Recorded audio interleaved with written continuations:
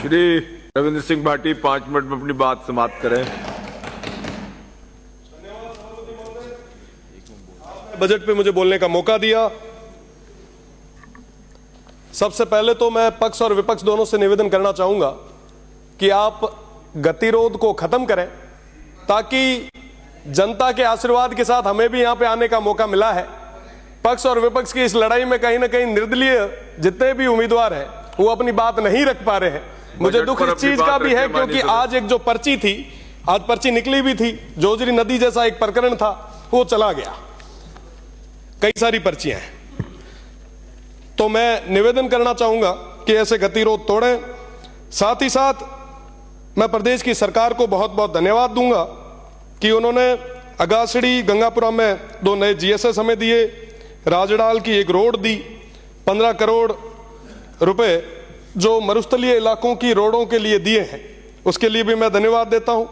मुख्यमंत्री जी ने एक नया थार सीमा क्षेत्र विकास कार्यक्रम और साथ ही साथ डेजर्ट एडवेंचर टूरिज्म को इंट्रोड्यूस करवाया है, मैं इसके लिए धन्यवाद देना चाहता हूं।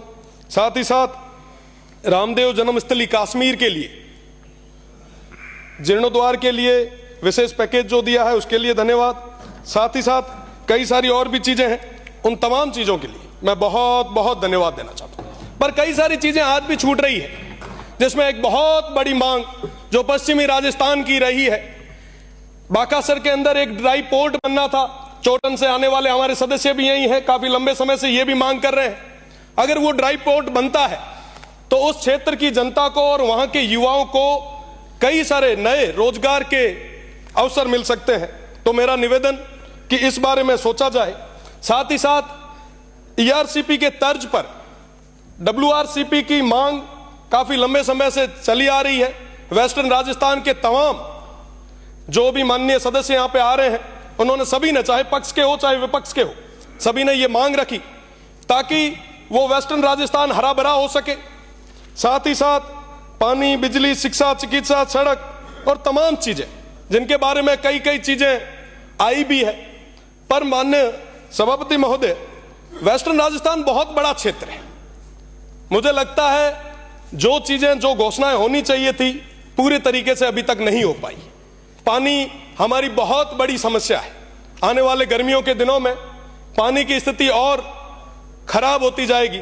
मेरा निवेदन है, क्योंकि यहां पे माननीय मंत्री जी भी विराज रहे हैं, निवेदन है कि 10 हैंडपंप और 5 ट्यूबवेल से लगभग 610 गांवों में पानी पहुंचाना तकरीबन असंभव है।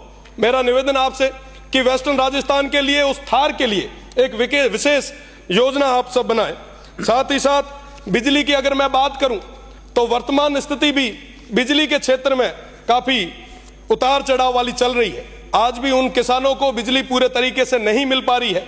6 घंटों की बात हम कर रहे हैं, पर बड़े दुख के साथ कहना पड़ रहा है, पश्चिमी राजस्थान जो पूरे राजस्थान को कहीं ना कहीं जो बिजली देने में समर्थ है, आज दिया तले अंधेरा की स्थिति हो चुकी है। हमारे उन किसान भाइयों को पूरे तरीके से बिजली नहीं मिल रही। साहब, कृषि कनेक्शन की हम बात कर रहे हैं, हम कह रहे हैं कि साहब हम अभी खूब सारे कृषि कनेक्शन देंगे। पर माननीय सभापति महोदय, मैं आपके माध्यम से प्रदेश की सरकार से निवेदन करना चाहूंगा, 2016 से लेकर आज तक के कई सारे हमारे जो किसान हैं उनकी फाइलें पेंडिंग पड़ी है, उन्हें नए कनेक्शन नहीं मिले हैं। ये बहुत बड़ी एक चिंता की बात है। मेरा निवेदन प्रदेश की सरकार से कि उन किसानों के हित में सोचते हुए उन्हें आप कनेक्शन दें। साथ ही साथ मैं बात करूं चिकित्सा की, तो चिकित्सा के मामले में उस क्षेत्र में एक जिला अस्पताल गडरा रोड में और सिव में होना चाहिए। मैं उसके लिए आपसे निवेदन करना चाहूंगा कि आप एक बहुत बड़ी ये सौगात दें, क्योंकि पश्चिमी राजस्थान में एक क्षेत्र से दूसरे क्षेत्र या एक गांव से दूसरा गांव तकरीबन 20 से 30 किलोमीटर दूर है, और ऐसी स्थिति में चिकित्सा व्यवस्था को मजबूत करने के लिए इस चीज की बहुत ज्यादा जरूरत है। मेरा निवेदन है आप इससे कि आप वहां पे चिकित्सा के मामले में व्यवस्थाओं को और सुदृढ़ करें। साथ ही साथ डीएनपी क्षेत्र की मैं बात करूं, होमगार्ड के उन लोगों की बात करूं, साथ ही साथ ईडब्ल्यूएस की बात करूं, तमाम मुद्दे मेरे पास थे। पर माननीय सभापति महोदय, मेरा निवेदन कि इन सब चीजों के लिए हमें, जो हमारे सदस्य हैं जो इंडिपेंडेंट है, उनका भी समय आप थोड़ा हमें दें, क्योंकि डीएनपी हमारी अपने आप में बहुत बड़ी समस्या है। डीएनपी के अंदर लगभग 118 गांव आते हैं। इस डिजिटल युग में भी वहां पे अभी तक नेटवर्क, वहां पे अभी तक पानी, बिजली और तमाम जो मूलभूत सुविधा है वो नहीं मिल पाई है। साहब, मेरा निवेदन कि डीएनपी की एक बार यात्रा हमारे माननीय मंत्रीगण करे, वहां की स्थितियां देखे, वाकई आपको लगेगा कि साहब ये बहुत पीछे है।